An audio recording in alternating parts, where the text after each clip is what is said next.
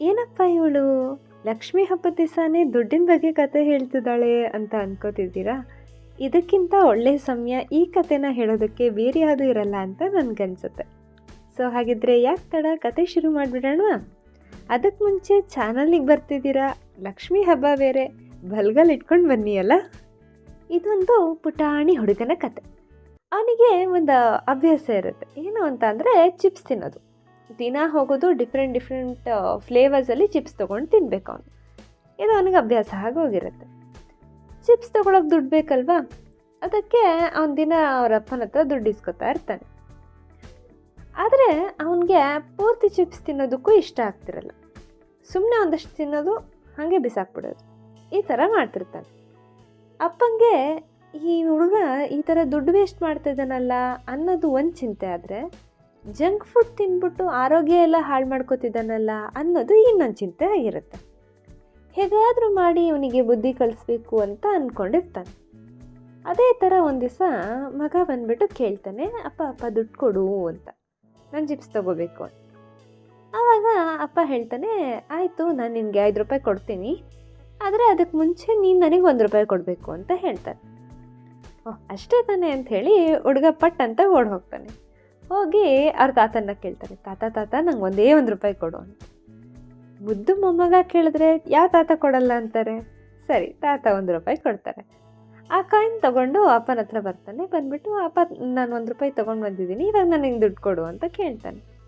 ಸರಿ, ಅಪ್ಪ ಏನು ಮಾಡ್ತಾನೆ, ಕರ್ಕೊಂಡು ಅವನ್ನ ಮನೆ ಹಿಂದೆ ಇರೋ ಒಂದು ಬಾವಿ ಹತ್ರ ಹೋಗ್ತಾನೆ. ಹೋಗ್ಬಿಟ್ಟು ಹೇಳ್ತಾರೆ, ಈ ಬಾವಿ ಒಳಗಡೆ ಆ ಕಾಯಿನ್ನ ಹಾಕು, ನಾನು ನಿನಗೆ 5 ರೂಪಾಯಿ ಕೊಡ್ತೀನಿ ಅಂತ. ಸರಿ, ಹುಡುಗ ಪಟ್ ಅಂತ ಕಾಯಿನ್ ಎತ್ತಿ ಬಾವಿ ಒಳಗಡೆ ಹಾಕ್ಬಿಡ್ತಾನೆ. ಆಯಿತು, ಅಪ್ಪ 5 ರೂಪಾಯಿ ಕೊಟ್ಟು ಕಳಿಸ್ತಾರೆ. ಸರಿ, ಮಾರನೇ ದಿವಸ ಮತ್ತೆ ಬರ್ತಾನೆ. ಅಂದ್ಬಿಟ್ಟು, ಅಪ್ಪ ನನಗೆ ಮತ್ತೆ 5 ರೂಪಾಯಿ ಬೇಕು ಅಂತ ಕೇಳ್ತಾನೆ. ಸರಿ, ಅಪ್ಪ ಮತ್ತೆ ಅದನ್ನೇ ಹೇಳ್ತಾನೆ. ಆಯಿತು, ನಾನು ನಿನಗೆ ಕೊಡ್ತೀನಿ, ಆದರೆ ನೀನು ನನಗೆ ಅದಕ್ಕೆ ಮುಂಚೆ 1 ರೂಪಾಯಿ ಕೊಡಬೇಕು, ಆದರೆ ನೀನು ನಿನ್ನ ತಾತನ ಕೇಳೋ ಹಾಗಿಲ್ಲ ಅಂತ ಹೇಳ್ತಾನೆ. ಸರಿ, ತಾತನ ತಾನೇ ಕೇಳಬಾರ್ದು ಅಂತ ಹುಡುಗ ಬುದ್ಧಿ ಉಪಯೋಗಿಸಿ ಅಜ್ಜಿ ಹತ್ರ ಹೋಗ್ತಾನೆ. ಹೋಗ್ಬಿಟ್ಟು ಅಜ್ಜಿ ಹತ್ರ ದುಡ್ಡು ಕೊಡು ಅಂತ ಕೇಳ್ತಾನೆ. ಅಜ್ಜಿ ಕೇಳೋಕ್ಕಿಂತ ಮುಂಚೆನೇ ರೆಡಿ ಮಾಡಿ ಇಟ್ಕೊಂಡಿರೋ ಥರ ಕೇಳಿದ ತಕ್ಷಣ ಎತ್ತಿ 1 ರೂಪಾಯಿ ಕೊಟ್ಬಿಡ್ತಾನೆ. ಆಯಿತು, ಅದನ್ನು ತೊಗೊಂಡು ಬರ್ತಾರೆ. ಮತ್ತೆ ಅಪ್ಪ ಅದನ್ನೇ ಹೇಳ್ತಾರೆ, ಹೋಗಿದ್ನ ಬಾವಿಲಿ ಹಾಕ್ಬಿಟ್ಟು ಬಾ ಅಂತ. ಹೋಗ್ತಾನೆ, ಮಗ ಬಾವಿಗೆ ಹಾಕ್ತಾನೆ, ಮತ್ತೆ 5 ರೂಪಾಯಿ ತೊಗೊಂಡೋಗಿ ಚಿಪ್ಸ್ ತಿಂತಾ ಇರ್ತಾನೆ. ಈಗ ಮತ್ತೆ ಮಾರನೇ ದಿವಸ ಬರ್ತಾನೆ, ಅಪ್ಪ ನಂಗೆ ದುಡ್ಡು ಕೊಡು ಅಂತ ಕೇಳ್ತಾನೆ. ಇವಾಗ ಅಪ್ಪ ಸ್ಟ್ರಿಕ್ಟಾಗಿ ಹೇಳ್ತಾರೆ, ನಿಮ್ಮ ಅಜ್ಜಿ ತಾತನ ಯಾರನ್ನೂ ಕೇಳಬಾರ್ದು, ಆದರೂ ನನಗೆ 1 ರೂಪಾಯಿ ತಂದು ಕೊಡಬೇಕು ಅಂತ. ಸರಿ, ನಮ್ಮ ಹುಡುಗ ಬುದ್ಧಿವಂತ ಅಂತ ನಿಮಗೂ ಗೊತ್ತು. ಅಪ್ಪ ಅಜ್ಜಿ ತಾತನ ಆಪ್ಷನ್ ಬಿಟ್ಟಿದ ತಕ್ಷಣ ಇನ್ಯಾರ ಹತ್ರ ಹೋಗ್ತಾನೆ? ಆಬ್ವಿಯಸ್ಲಿ ಅಮ್ಮನ ಹತ್ರ ಹೋಗ್ತಾನೆ. ಹೋಗ್ಬಿಟ್ಟು, ಅಮ್ಮ ನಂಗೆ 1 ರೂಪಾಯಿ ಕೊಡು ಅಂತ ಕೇಳ್ತಾನೆ. ಸರಿ, ಗಂಡ ಹೆಂಡತಿ ಇಬ್ಬರು ಮುಂಚೆನೇ ಮಾತಾಡ್ಕೊಂಡಿದ್ರು, ಮಗ ತನ್ನ ಹತ್ರ ಬರ್ತಾನೆ ಅಂತ ಹೆಂಡತಿಗೂ ಗೊತ್ತಿತ್ತು. ಸೊ ಹಾಗಾಗಿ ಆಕೆ ಹೇಳ್ತಾರೆ, ನಾನು ನಿಂಗೆ 1 ರೂಪಾಯಿ ಕೊಡೋದಕ್ಕೆ ರೆಡಿ ಇದ್ದೀನಿ, ಆದರೆ ನಾನು ಸುಮ್ಮನೆ ಕೊಡೋಲ್ಲ, ನಾನು ಹೇಳಿದ ಕೆಲಸ ನೀವು ಮಾಡಬೇಕು ಅಂತಾರೆ. ಸರಿ ಆಯಿತು ಹೇಳಮ್ಮ ಅಂದಾಗ ಅವರು ಅವ್ರ ಗಾರ್ಡನಲ್ಲಿರೋ ಗಿಡಗಳಿಗೆ ನೀರು ಹಾಕ್ಬಿಟ್ಟು ಬಾ ಅಂತ ಹೇಳ್ತಾರೆ. ಸರಿ, ಇವನೇನು ಮಾಡ್ತಾನೆ, ಅದೇ ಬಾವಿಯಿಂದನೇ ನೀರು ಸೇದ್ಬಿಟ್ಟು ಎತ್ಕೊಂಡೋಗಿ ಅಲ್ಲಿರೋ ಗಿಡಗಳಿಗೆಲ್ಲ ಹಾಕಿ ಬರ್ತಾನೆ. ಅವನಿಗೆ ತುಂಬ ಸುಸ್ತಾಗುತ್ತೆ ಇದರಿಂದ, ಯಾಕಂದರೆ ಗಾರ್ಡನಲ್ಲಿ ತುಂಬ ಗಿಡಗಳಿರುತ್ತೆ.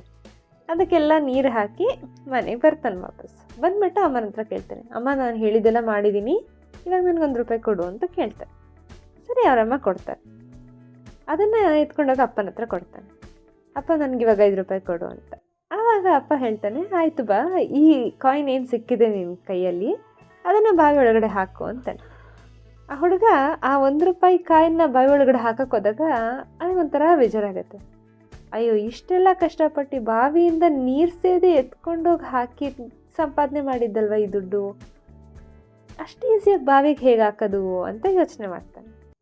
ಆಮೇಲೆ ಅವ್ರ ಅಪ್ಪಂಗೆ ಹೇಳ್ತಾನೆ, ಇಲ್ಲ ಅಪ್ಪ, ನಾನು ಕಷ್ಟಪಟ್ಟು ಕೆಲಸ ಮಾಡಿದ್ದೀನಿ, ಅದಕ್ಕೆ ಅಮ್ಮ ನನಗೆ ದುಡ್ಡು ಕೊಟ್ಟಿದ್ದು, ನಾನು ಇದನ್ನು ಆ ಥರ ಎಲ್ಲ ಬಿಸಾಕಲ್ಲ ಅಂತ ಹೇಳ್ತಾನೆ.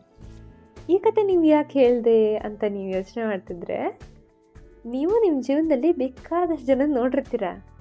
ದುಡ್ಡನ್ನು ಹೇಗೆ ಬೇಕಂದರೆ ಹಾಗೆ ನೀರು ಥರ ಖರ್ಚು ಮಾಡ್ತಿರ್ತಾರೆ. ಎಲ್ಲಿ ಬೇಕಂದರೆ ಅಲ್ಲಿ, ಎಷ್ಟು ಬೇಕಂದರೆ ಅಷ್ಟು, ಚಿಂತೆನೇ ಮಾಡಲ್ಲ, ಆ ಥರ ಉಡಾಯಿಸ್ತಾ ಇರ್ತಾರೆ.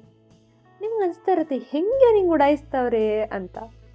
ಪಾಯಿಂಟ್ ಏನು ಗೊತ್ತಾ, ಅದು ಈ ದುಡ್ಡನ್ನು ಅವರೇ ದುಡ್ದಿದ್ರೆ ಖಂಡಿತ ಉಡಾಯಿಸಲ್ಲ.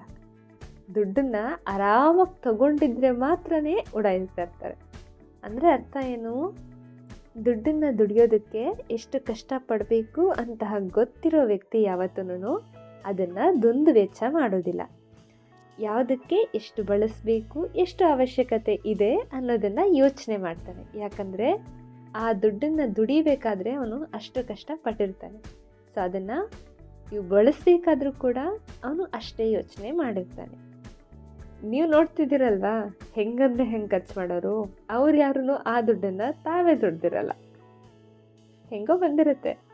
ಹೆಂಗೆ ಅಂತ ನೀವೇ ಯೋಚನೆ ಮಾಡಿ. ಕತೆ ಕೇಳಿದ್ದೀರಾ, ಇಷ್ಟ ಆಯಿತು ಅಂತ ಅನ್ಕೋತೀನಿ.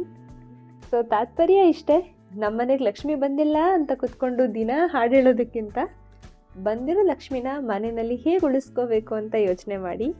ದುಡ್ಡು ಗಳಿಸೋದೆಷ್ಟು ಮುಖ್ಯನೋ ಅದನ್ನು ಉಳಿಸ್ಕೊಳ್ಳೋದು ಅಷ್ಟೇ ಮುಖ್ಯ. ಸುಮ್ಮನೆ ಖರ್ಚು ಮಾಡೋಕ್ಕೆ ಮುಂಚೆ ಇನ್ಮಿಂದೆ ಆದರೂ ಒಂದು ಸತಿ ಯೋಚನೆ ಮಾಡಿ. ಕತೆ ಇಷ್ಟ ಆಗಿದ್ರೆ ಚಾನಲ್ನ ಲೈಕ್ ಮಾಡಿ, ಶೇರ್ ಮಾಡಿ, ಸಬ್ಸ್ಕ್ರೈಬ್ ಮಾಡಿ. Thank you.